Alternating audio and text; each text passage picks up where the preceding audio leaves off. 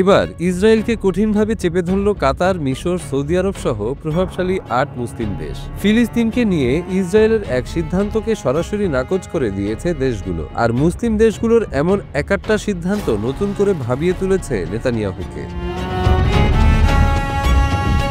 ইসরায়েলের পরিকল্পনা কঠোরভাবে প্রত্যাখ্যান করেছে মিশর, কাতার সহ ৮টি মুসলিম সংখ্যাগরিষ্ঠ দেশ।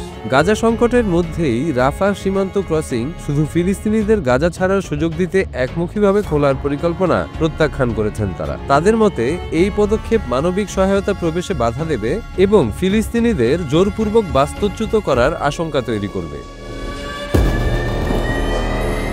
শনিবার আল জাজিরার এক প্রতিবেদনে এমন তথ্য জানানো হয়েছে। এক যৌথ বিবৃতিতে মিশর, ইন্দোনেশিয়া, জর্ডান, পাকিস্তান, কাতার, সৌদি আরব, তুরস্ক ও সংযুক্ত আরব আমিরাত গভীর উদ্বেগ প্রকাশ করেছে। তারা জানিয়েছে, ইসরায়েলি সামরিক বাহিনী COGATর মাধ্যমে যে ঘোষণা দিয়েছে তা যুক্তরাষ্ট্রের মধ্যস্থতাকারী শান্তি পরিকল্পনার প্রথম ধাপের লঙ্ঘন। দেশটি রাফা কেবল গাজাবাসীর বের হওয়ার জন্য খোলা হবে বলে জানিয়েছে।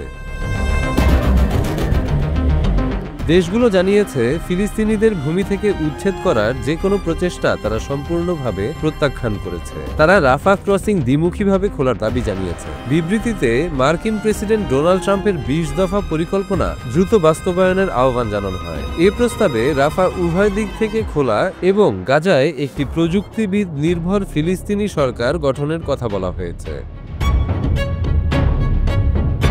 আল জাজিরা জানিয়েছে, যদিও অক্টোবর ১০ থেকে যুদ্ধবিরতি কার্যকর রয়েছে, তবে বিভিন্ন সূত্রে বলা হচ্ছে গত ৭ সপ্তাহে ইসরায়েল অন্তত ৬০০ বার যুদ্ধবিরতি লঙ্ঘন করেছে। শনিবার ভোরে বেইত লাহিয়ায় ড্রোন হামলায় ২ ফিলিস্তিনি নিহত হয়েছেন। নিহতরা পরিবারের সদস্যদের সাথে তাদের খামার পরিদর্শনে গিয়েছিলেন। গাজা সিটির পূর্বাঞ্চল, মাঘাজি শরণার্থী শিবির এবং রাফা সহ বিভিন্ন স্থানে অন্তত ২০টি বিমান হামলা চালিয়েছে ইসরায়েল। খান ইউনুস ও রাফার পূর্বাঞ্চলে ট্যাঙ্ক ও আর্টিলারি হামলার খবরও পাওয়া গেছে। সমুদ্র উপকূলে ফিলিস্তিনি জেলেদের নৌকাতেও ইসরায়েলি নৌবাহিনী হামলা চালিয়েছে। বর্তমানে ইসরায়েল গাজার দক্ষিণ ও পূর্বাঞ্চলের একটি বড় অংশ সহ মোট এলাকায় প্রায় অর্ধেকেরও বেশি নিয়ন্ত্রণে রেখেছে। দোহা ফোরামে কাতারের প্রধানমন্ত্রী শেখ মোহাম্মদ বিন আব্দুল রহমান আল থানি বলেন, যুদ্ধবিরতি এখনো পূর্ণাঙ্গ নয়। যুদ্ধবিরতি তখনই সম্পন্ন হবে যখন ইসরায়েল তাদের সেনাদের সম্পূর্ণভাবে গাজা থেকে প্রত্যাহার করবে এবং স্থিতিশীলতা ফিরবে। তুরস্কের পররাষ্ট্রমন্ত্রী হাকান ফিদান বলেন, গাজায় আন্তর্জাতিক স্থিতিশীলতা বাহিনী পাঠানোর বিষয়ে আলোচনায় অগ্রগতি হয়েছে এবং এর প্রধান লক্ষ্য হওয়া উচিত ইসরায়েলি ও ফিলিস্তিনিদের সীমান্ত আলাদা রাখা।